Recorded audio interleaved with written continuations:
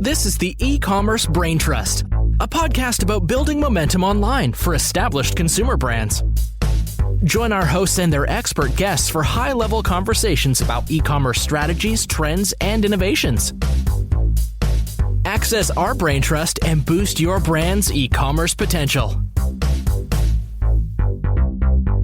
Hello and welcome to the Ecommerce Braintrust podcast. I'm Julie Spear, Head of Retail Marketplace Services at Acadia, alongside my co-host, Jordan Ripley, Director of Retail Operations.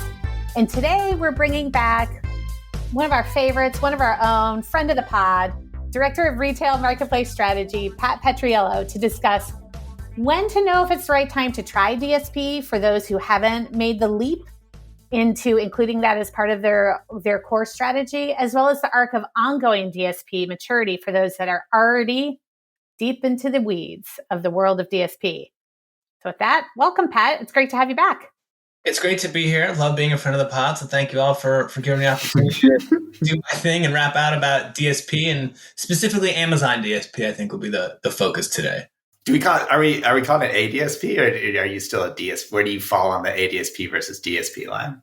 ADSP, I'll put an email just for efficiency, but generally speaking, just DSP. Yeah. I gotta say, the addition of the A, it just doesn't flow. It does not flow as well. It sounds like a stutter. It's like the Dimitri Martin joke of like B batteries. Just sounds like you're stuttering your way through the battery. So for the purposes of this episode, this conversation, we will all agree that DSP equals a DSP, but we're only going to say DSP. I think that's an important thing that we could draw a line in the sand on board with that, and we'll specify when we're calling out other programmatic platforms, because we do want to be mindful of the overall environment. 100%. There's more than Amazon. Interesting. Yeah. Well, Pat, last time you were on the show, you came on to talk about a passionate topic for you. And that is that Amazon is actually a brand building platform. It's not just all about lower funnel. And we really dug into the way that brands can neglect long-term demand gen and end up stuck in what you refer to as ROAS jail. So that conversation kind of sets the stage perfectly for what we're going to talk about today with DSP. And while I assume that everyone listening has listened to all the episodes that we put out, there could be some that missed that one. So would you be able to start us off with a quick recap of the 95-5 rule that we talked about in that episode and how brand building fits into kind of the bigger picture on Amazon? Yes, absolutely. Because I do think that the 95-5 rule and the theory behind it will undergird a lot of this conversation. And what it is in simplest terms is that at any given moment, 95% of a brand's shoppers are out of market, meaning they're not in market to purchase what you're selling, whether you're selling power cables or clothing or baby clothes or whatever it might be. And that only 5% of your available shoppers are in market and actually looking to purchase what you sell. And yet, if you look at budget allocation, typically across our industry, a lot of what's happening is brands are hyper-focused on that 5% who are in market. And that is the path to ROAS jail, is focusing just on that small segment. And so what this creates is an opportunity for brands to connect with that 95% of folks who are not in market today, but who will be in market in the future. And these are not my words, but you can't pull people from out of market to in market, but you can catch them when they fall. And one of the things that we'll talk about here and where Amazon DSP comes into this is the goal is to create an emotional connection with that 95% before they're in market, so that when they are in market, when they do have that need, they don't just go to the search bar and do a non-branded keyword search where you're getting, hyperinflated CPCs, but that your brand is top of mind and they seek you out. They seek you out directly. I'll wax on about this a bit in this episode, but the key there is that it's profitable. And that's because people are looking specifically for your brand and you're bypassing that ad ecosystem altogether. And that is the difference too between just selling products and building a brand. A distinction I think is quite important. The other thing here that I know you touched on our last episode and we'll dive into more today is I think traditionally in marketing, we thought, okay, 95 of like brand marketing was one collection of tactics, one collection of platforms, a different org internally perhaps. And then the 5 was, okay, that's my like shopper marketing, or that's my ecom guy who's just going to catch those guys. And it's a totally different media spend, totally different platform, totally different budget, right? And those walls are starting to fall down, which gets me into like the idea of Amazon DSP, which, Pat, you and I talked about this. It's like both like nascent and mature, right? Like we have almost a decade, more than a decade of Amazon DSP. If you think back to like the AAP days when it was like under Amazon Media Group, and there was a whole different alphabet soup around this platform. But then at the same time, over that 10 to 15 years, we've seen a crazy amount of innovation in the DSP space. So all that to say, like, why is this the moment where the conversation of DSP becomes more important than it has over the past 10 to 15 years? Yes, I love this question because I started thinking of an answer and then I was like, I really need to think and like, what is it? Because it's not random. And I think the best way to think about it is that there's 3 evolutionary dynamics that are happening here, and they're inextricably linked, but I think it's useful to maybe break them down one at a time. Those 3 are the state of the competitive market in which brands are now operating in has changed. And I think we just referenced that a little bit with 95.5 in terms of just focus on profitability, how high CPCs are, and actually thinking about sustainable growth, and also just capturing all the demand that was available to you. 2, the fragmented and nonlinear ways in which shoppers stream, scroll, search, and shop. I think that's pretty well documented in this space. Not breaking news with that. And then 3, the functionality, the actual buttons and levers and knobs and things that you can do, the functionality of Amazon DSP itself. So if you'll allow me to, I'd like to go into each of one of those a bit. So the state of the competitive market, as I mentioned, is brands need to continue growing. If they're not growing, they're stagnant. If they're stagnant, they're dying. And they're finding that they can't simply do that at the requisite scale or efficiency only using search ads. When we think about this dynamic of demand capture versus demand generation, search ads are, especially sponsored products, but also sponsored brands, sponsored display, less so search, but are really to capture existing demand. That's that 5%. Mm-hmm. That's where a lot of brands are hyper-focused, sometimes allocating 60, 70, 80, 90% of their media budget just on that 5%. But it's not necessarily creating new demand. And so what you get brands doing is overfishing the same pond of customers, as opposed to actually reaching across aisle, actually getting the next incremental shopper. That's what's going to grow the brand. So brands are exhausting that existing demand. That's why you see CPCs going up over time. Everybody's kind of almost doing the same thing. And so everybody's fighting for that same 5% with the same creative, with the same coupons, with the same discounts.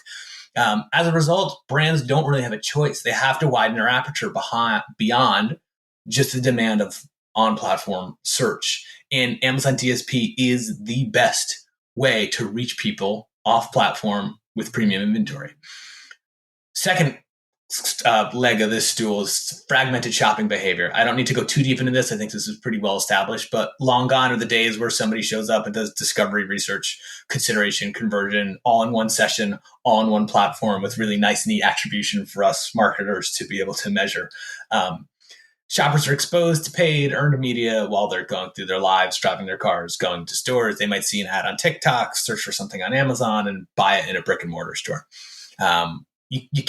You can't pull, like I said, you can't pull an out of market shopper in market, but you can catch them when they fall. And so we just, in this fragmented marketing shopper world, we can't just be reliant on search. So DSP allows us to reach folks, not just when they're on Weather Channel or ESPN or whatever it might be, but also when they're watching premium shows and movies and listening to podcasts and things like that. Third, and I think, like I said, these are inextricably linked, is the actual functionality of DSP itself. And so I think even when you and I were talking offline, you mentioned, how is today's DSP different than our grandmother's DSP? Which was funny to me to think of my old Italian grandmother.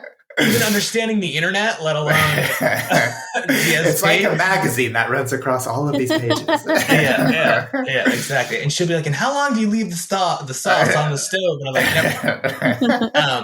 Anyway, our quote unquote grandmother's DSP was largely about product remarketing, in-marketing kind of display, banner ads within a category, and then some pretty basic lifestyle targeting, like males or females? Is people making over $100,000? And in the moment, that felt exciting, but it turns out those are not always really the richest purchase intent signals. So today, what we have: display ads, video ads, streaming TV, audio ads, the ability to reach people in the middle of when they're watching, right? Some of like the most highest watch and highly engaged shows out there with online video, LOV, and then more actual campaign optimization levers, refinements. And so there's a very long-winded way of saying the reason that things are moving today is all of those things happening in concert, and really because brands don't have a choice. Like, they need to grow, and in order to grow, you need to reach the next shopper. Mm-hmm. And so in order to do that, you have to be able to fund it. And so let's talk about kind of like money. Well, and Jordan, you kind of touched on the mindset that can often inform how brands initially look at DSP. It's often informed by the fact that budgets are siloed by channels. Mm-hmm. And so that leads to a mindset of like, okay, I've got my Amazon search budget. What fraction of that can I take and allocate toward DSP? And Pat, your stance on that is maybe that's not the best framework. Why do you think that's the wrong way to look at it, and how should brands be considering it instead?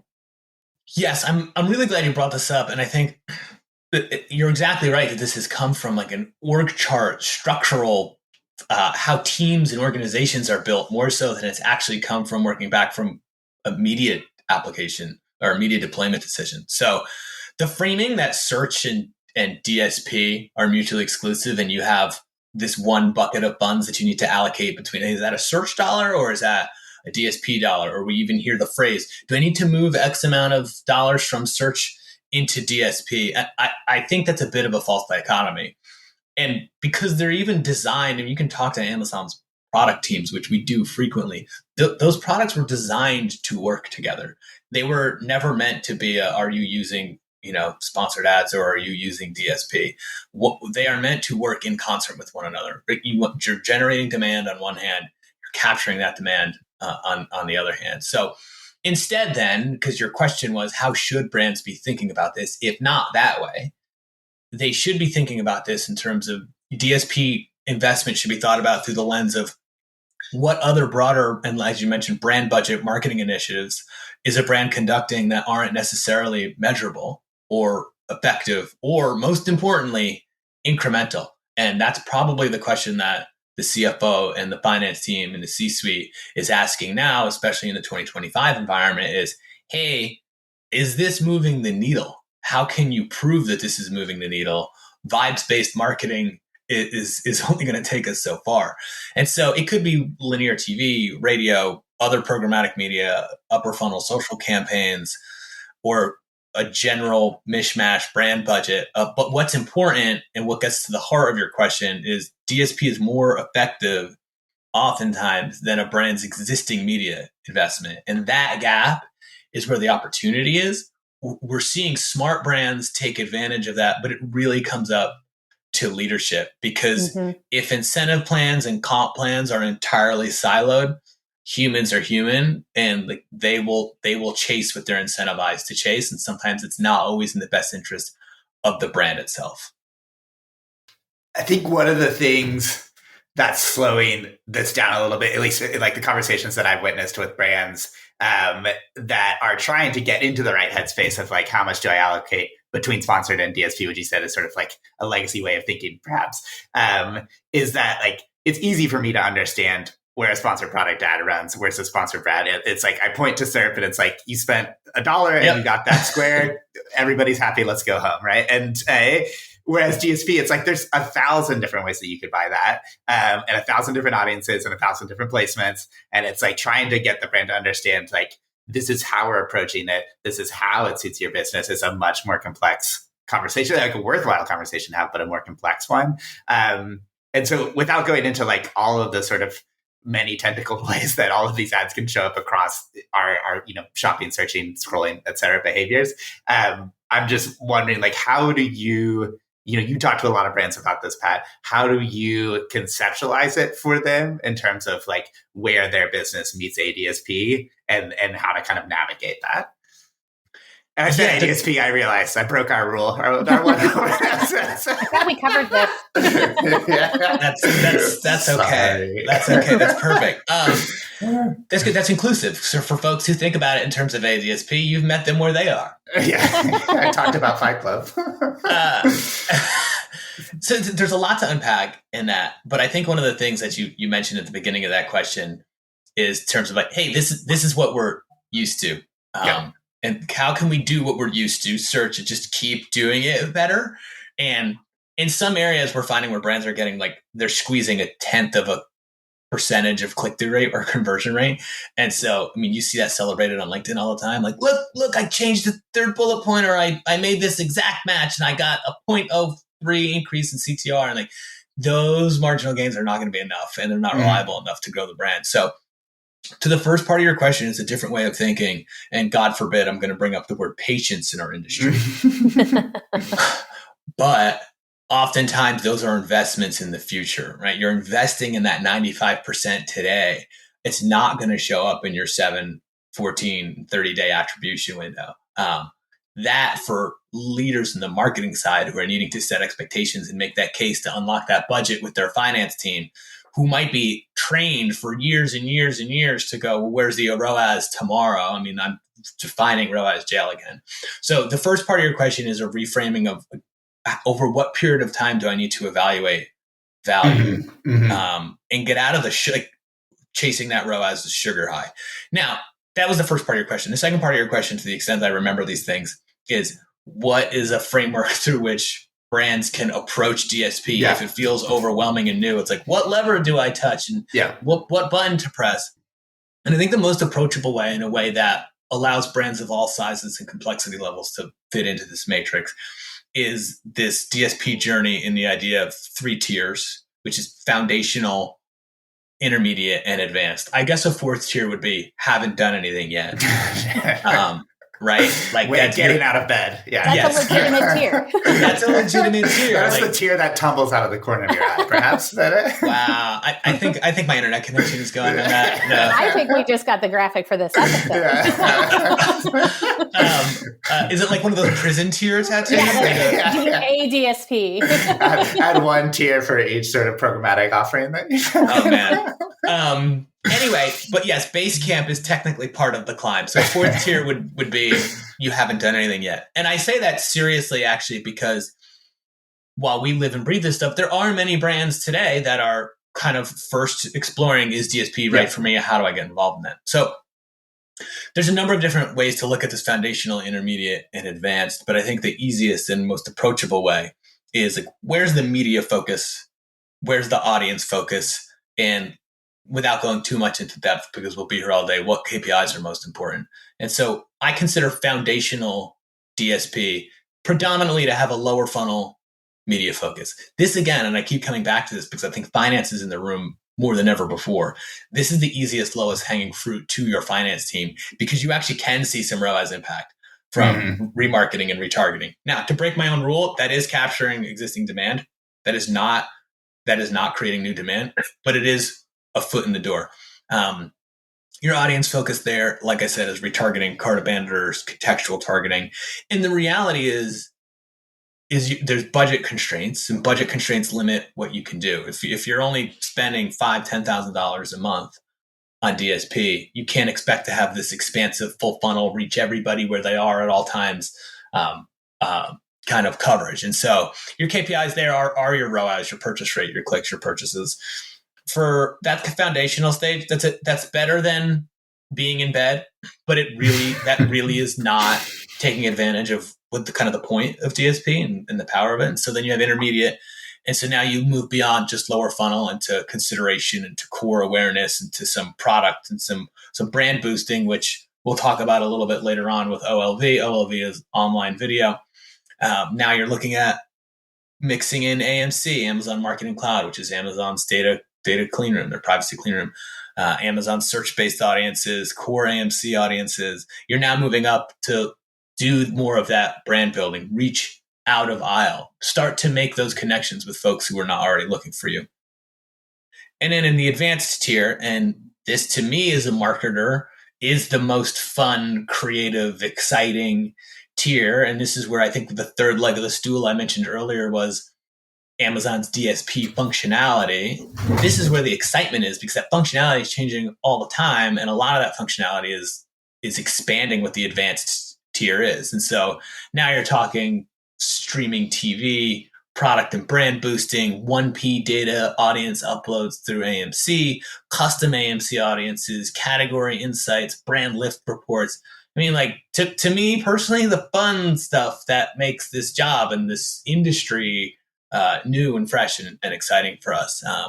And that's where you get into incrementality and share of voice and share of shelf and ultimately organic growth. Because one of the things I think we don't see measured often enough is what share of a brand sales are coming from direct ad attribution versus not. Meaning, if I turned off all my direct response ads today, how much would my sales drop in 14 days? Because that really defines the value of your brand. If all of your sales are reliant on bottom of funnel performance ads or coupons or discounts, you're probably a brand new brand that really has no brand equity yet, or you have no reliable brand, right? I mean, a good example is, you take Nike or Coca-Cola. They turn off their ads, people are still buying their stuff. And that's the value. That's the value of brand. The helpful framework 100% makes sense. The thing that I notice is like, it sort of describes like the linear progression from, as we said, getting out of bed all the way through those sort of like more mature steps of this strategy. The thing that we also encounter though is like, I'm a brand that has tried DSP in the past and I've regressed. Like, I'm like, this wasn't for me. I didn't see the results I wanted. And I think like there's fault on both sides there from my perspective. Like, there's equal brands that like maybe didn't have a clear set of strategy that went into it, like bought some DSP, it didn't work out. I also think that like, because there's so many different ways that you can approach DSP, it's sort of rife for agency abuse, where it's like, well, maybe I just built a bad audience or a bad campaign, and now I'm trying to justify like, well, we got you a bunch of cheap CPMs, or just didn't know how to use it. right, all of that, exactly. So it's like there's a on both ends there's a need for us to like get a higher level of accountability on how we're leveraging DSP, and that at the end of the day, I think comes back to measurement, right? As you said, there's like, I'm ultimately trying to grow some portion of the funnel in an incremental fashion. And so since there are so many KPIs that you could derive out of the DSP platform, when you talk to brands again, Pat, like what, I'm sure it's different for every brand, but like the sort of key things that you keep coming back to legitimately justify this budget, like what are those things that you're looking at and that you're talking about? Yeah. Sorry, my pause is I was just thinking about the evolution of DSP, because I think you're right. There's responsibility on all sides. And also Amazon would admit this too. In the very, very early days of whatever it was, AAP, AMG, their rollout of what is now DSP was also difficult and tricky. A lot of times in those early days, it was, please write us a check. You will get reporting at the end of the flight. The reporting will show you got 1 billion impressions. Yes, I know you didn't see sales move at all, but please now write us a bigger check. And that's not me throwing shade. I think all of us were trying to figure out something entirely new and novel at the beginning. And there's also another reality too, and Jordan, you touched on this, is that DSP is more complex and nuanced than search advertising, and agency and service providers, for us to be vocally self-critical and take some responsibility in our neck of the industry. We haven't always done the best job of, I think, the messaging and the communicating and the nuance. Sometimes even today, you'll still hear folks say like, it's search, but it's bigger, or like, it's just banner ads. It just happens to be on the weatherchannel.com. And that's the only difference. And that's like pretty, it's like comparing an F1 car to, a Honda Accord and being like, it's basically the same. It has a wing on the back, and otherwise they're the same. And maybe not so much. I think what's important for us to get to the core of your question for marketers is that we have to remember that our job, our responsibility is to maximize profitability across all time horizons. So that's more than that 7, that 14, that 30-day sales attribution. Like our job is to maximize sales and profitability today, in the near future, but also in the far future. And what we're seeing, and I think fear does the work of reason here, because it does go back to your question earlier of why now. It's because brands are running into these profitability issues. So some of I think the no BS approaches to measurement, or some of the things we mentioned above in terms of like new to brand, share of voice, share of shelf, things like that. But also looking at, are people seeking out my brand? Do I have a higher volume brand search over time than I did previous? Because if the philosophy is to make a connection, an emotional connection with this 95% before they're in market, if we're doing that effectively, then one of the ways that it should express itself in the future is more people should, like I say, bypass that ad auction at the bottom of funnel and look for our brand.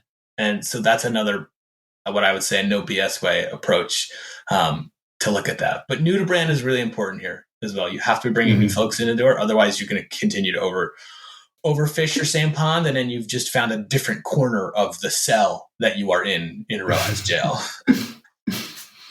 So last question for our conversation today. I think we've established everything with DSP is simple. What was 5 years ago is the same today. Pat's grandmother is still loving this platform. She stirs the sauce. She's, creating campaigns. But obviously I'm being facetious.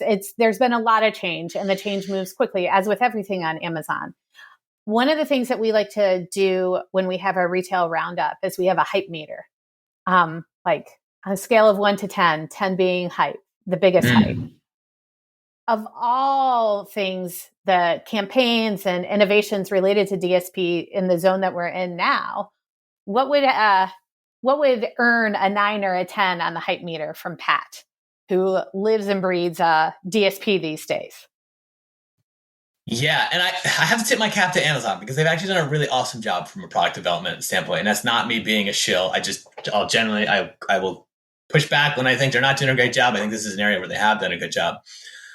I'm trying to keep this list short because, wow, the rate of development, talk about what's evolved, the rate of product development over the last, couple of years has accelerated. Let me actually answer your question instead of opining. Some of the things that would rank as a 9 or 10 for me, premium STV inventory is such an opportunity, and it feels unapproachable because the word TV is in it. And emotionally, brands think TV, not for me. And I'm here to tell you, yes, it is for you. It is approachable. That is one of the things that makes it so valuable. OLV, which I've mentioned before, which is online video, but specifically we have this really cool approach to OLV pulsing, which is we have this always on DSP, but we can use OLV for pulsing and for ASIN boosting awareness during specific tentpole events. That's fantastic. What else is going to rank as a 9 or above? AMC lookalike. I never shut up about this. Using AMC lookalike audiences for high CLTV, customer lifetime value audiences for DSP, which, to put in plain speak, it's identify who your highest value shoppers are, the ones who keep coming back, the ones who buy 10 times in a row, the ones who've been buying for years, and find the next shopper out there who looks just like your existing high value shoppers, because that is the person who's most important for you to win. AMC conversion path reporting, that one shows how DSP feeds sponsored ads. Show that one to your CFO if you want to unlock that upper funnel budget, and they'll go, people convert at a much higher rate, and we actually have better ROAS and long-time customer value when people see 3 DSP ads and then click on a sponsored product ad. Yeah, they do. And then the last one I'll put is the AMC Gateway ASIN analysis, where you can, loss leader is the wrong word, but you can basically identify the point of ingress to your portfolio for a given ASIN. So maybe they buy a spoon first, and then they buy a cutlery set, and then they end up buying, a whole cabinet worth of silverware and cutlery. But it all started at that one spoon. And those are all DSP audiences that you can harness. And so those things to me are super exciting. So there's a little bit of opportunity here for brands. If they get out of bed and dip their toe into the world of DSP, and if they're already at that, first rung, to take it much further, to grow their brand and to collect some of the customers that fall in that 95 instead of focusing so heavily on the 5 that already know their brand. So Pat, yes. Thank you for bringing your insights and your passion and excitement about DSP to the conversation today. We, of course, will have you on again to maybe this is DSP 2.0, maybe for a DSP 3.0, and maybe to get some of your grandma's recipes. Yeah, I want to have your grandma there on here, Pat. Talk about that spoon she bought. I think it's going to be tough to get Teresa on, but I still have her sauce recipe. Okay. Amazing. You'll be back and we'll get Teresa. And thank you for having me. I appreciate it. It's great. Thanks, Pat.